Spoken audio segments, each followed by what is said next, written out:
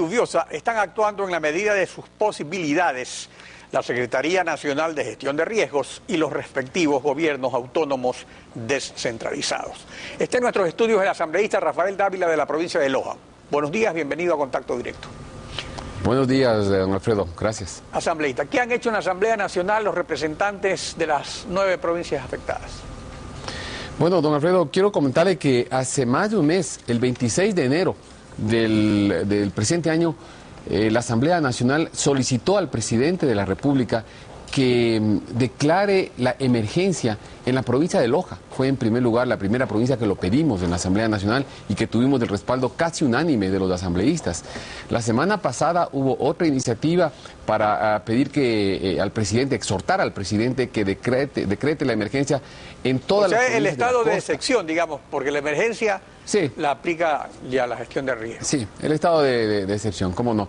Y lo curioso es que de este llamado dramático al presidente, don Alfredo, porque los daños no son solo en las 6 provincias de la costa, también la provincia de Loja, que tiene 3/4 partes de su territorio en zona costera, está sufriendo enormes inundaciones, gravísimos daños a las viviendas, a las carreteras, hay comunidades aisladas, creo que en todo el territorio costero del Ecuador. Tenemos comunidades, gente que está aislada porque no puede movilizarse ante los derrumbes, la imposibilidad de transitar. Le hemos pedido al presidente de la República que declare el estado de excepción. Obviamente, ese estado de excepción tiene que venir acompañado de los recursos económicos, de los recursos emergentes, que deberían servir precisamente para atender emergencias. Pero justamente ese es el problema, o sea, el asunto es que de la emergencia, que puede haber una movilización de recursos de acuerdo a lo presupuestado para las emergencias, y hay estas alertas amarillas y rojas. El estado de excepción permite, según el artículo 165 de la Constitución, que el presidente de la República disponga de la utilización de fondos destinados para otros fines, menos los de salud y educación. Entonces, es eso lo fundamental para el estado de excepción a fin de enfrentar el desastre natural. Es eso lo que necesitan los ministerios incluso y los gobiernos autónomos descentralizados, porque es obvio que si hay una emergencia que supera lo previsto, se requieren recursos adicionales y mientras no hayan esos recursos no se podrá actuar de la debida forma. Naturalmente, ante una situación emergente lo que se necesita es recursos emergentes, pero lo curioso, yo diría lo grave para el Ecuador, y esto es lo que quisiera decir, es que el Ecuador hoy está indefenso ante estos avatares de la naturaleza porque nos hemos gastado todos los fondos de ahorro que tenía el Ecuador, don Alfredo, y esto hay que decirle y hay que recordarle al país. En el año 2002 se aprobaron varias leyes en el Congreso de ese entonces, en los congresos de ese entonces, creando fondos de ahorros, varios. Al presidente no le gusta el FEIREP porque decía que eso es para recomprar deuda, aunque él mismo... Bueno, una parte importante era para eso, en efecto, pero hay no otra parte que es para la emergencia. Entonces, a ver, ¿qué era lo que había sobre las emergencias? Había exactamente, un colchón, mire, en definitiva. Primero, había el FEP, que era el Fondo de Estabilización Petrolera, que era para caídas en el precio del petróleo. Pero había el FAC, que era el Fondo de Ahorro y Contingencias. Y además, una parte del FEIREP también servía para enfrentar contingencias, emergencias producidas por desastres naturales como terremotos, inundaciones, fenómenos del Niño, erupciones volcánicas, plagas, enfermedades graves. Entonces, el Ecuador tenía un fondo de ahorro. Pero recuerde usted que cuando el presidente, y una aclaración, lo que decía la ley es que esos fondos de ahorro solo se podían utilizar si es que el presidente de la República decretaba la emergencia. O sea, el estado de excepción, porque que antes se llamaba emergencia, usted está acostumbrado a la Constitución antigua, sí, ahora se llama estado de excepción. Es que la ley decía eso, la ley decía que claro, estaba de acuerdo a la Constitución de ese entonces. Pero esto es lo importante, esos fondos no se podían utilizar arbitrariamente o por voluntad de X institución. Solo el presidente de la República tenía la capacidad de entender que la situación era emergente, declarar el estado de excepción y poder entonces tomar esos recursos. Ahora, ese fondo desapareció porque se hizo las reformas legales. Al desaparecer claro, porque ese en el fondo 2007... no ha sido sustituido por nada. Entonces lo que dice actualmente la Constitución es que habría que agarrar plata de donde se puede, en definitiva. O sea, esa es la situación actual, digamos. de imprevisión. Sí, pero lo que yo le quiero decir es que en el año 2007, cuando entró el actual gobierno al poder, se pasó decretando y renovando los estados de excepción. Recuerde usted y recordemos del país, decretó la excepción para la vialidad, para la salud, para la educación. Hasta ahora vivimos en excepción en asamblea, por ejemplo, con el tema de la policía. Entonces, en situaciones que de pronto no se justificaban, no existían los sustentos para decretar una excepción. Hoy, que realmente sí existe una emergencia en las provincias de la costa, lo curioso es que hoy, que existe la justificación correspondiente, hoy no se decrete el estado de excepción. Claro, seguramente la respuesta es que hoy no hay recursos económicos emergentes para este estado. Claro, al haber desaparecido el fondo, no hay los recursos. Y al no haber eso, y al no haber ese fondo, ¿de dónde sacan los recursos? Ese para ustedes es el problema, en definitiva.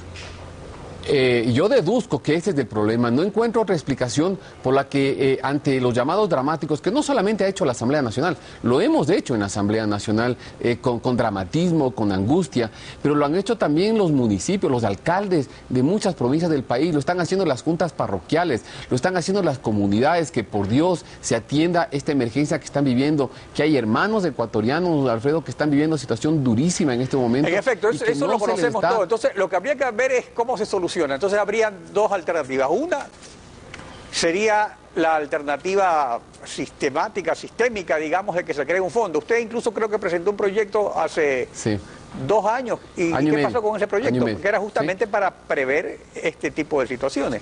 ¿En qué consistía el proyecto?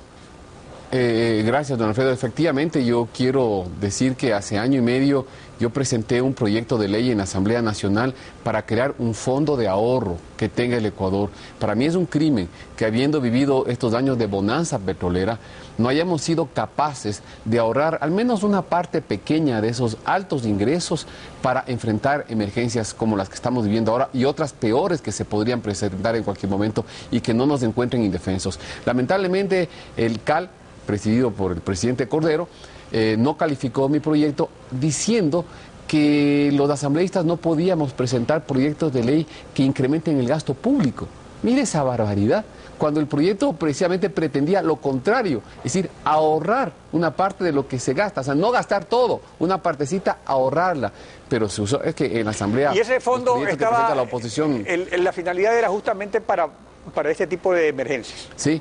Sí, por supuesto, por supuesto. Ese proyecto de ley dice con absoluta claridad... Se trató, o sea, simplemente dijeron esto no sirve y no pasa nada. Claro, ahora, porque habría que reactivar el proyecto. Cuando viene de alguien de la oposición, los proyectos no son calificados, no se les da la importancia que tienen, si no vienen no quieren que tome la iniciativa otras personas. ¿No? Ahora hay otra situación. Entonces hoy lo que debe hacer el gobierno, y me refiero a su pregunta, hoy lo que el gobierno debe hacer es tomar recursos de otros sectores, por ejemplo... Vea, el gobierno está gastando pero millones de dólares en publicidad y en propaganda. Nosotros vemos los medios de comunicación del Ecuador inundados con propaganda oficial.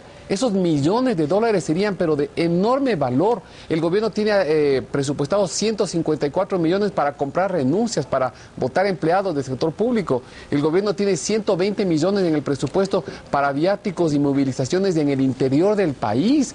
Ahí hay recursos que podrían ser perfectamente redireccionados para esta emergencia, porque la situación obviamente lo justifica y es emergente, de modo que sí hay posibilidades. O sea que sí hay recursos justamente para atender una excepción, según dice la Constitución, redireccionando todos esos recursos que están ahora destinados a publicidad, a propaganda, a viáticos, a movilización, que no son cosas. Oiga, un presupuesto de 26.000 millones de dólares, tenga la absoluta seguridad que no faltará posibilidad de asignar 50, 100 millones. El presidente va a recibir un anticipo de 100 millones de dólares de una empresa minera. Podría por eso ya está preasignado, digamos, para las comunidades. Pero para terminar, asambleísta, algo que también es importante, no solo solucionar el problema actual, pero también determinar las causas que han impedido una atención más eficiente para que esto no se repita. Entonces, aparte de lo que usted señala, en su afán concentrador, el gobierno creó la Secretaría del Agua y absorbió entidades como Corpe Ecuador, CDG, SRM, que realizaban trabajos de prevención. ¿Esto también ha sido un factor coadyuvante para que la situación empeore? Sí, yo estoy convencido. Mire, yo creo que uno de los grandes errores que se han cometido es, por ejemplo, haber cerrado Corpe Ecuador.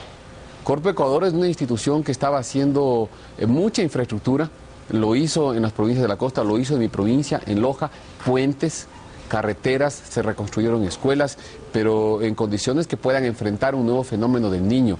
El gobierno actual... Y la Secretaría del Agua la reemplazó por la Secretaría de Gestión de Riesgos. Claro. La reemplazó por la Secretaría de Gestión de Riesgos, que ha hecho muy poco. Muy poco. Entonces esa es otra corrección que también sería necesario hacer, pues porque los inviernos hay todos los años. Asambleísta, por supuesto, o sea, no se trataba solamente de esperar que nos llegue el desastre para ver cómo lo resolvemos, sino que tiene que haber prevención.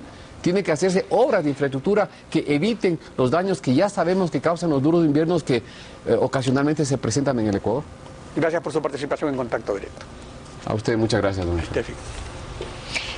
Con eso concluimos. A ustedes muchas gracias.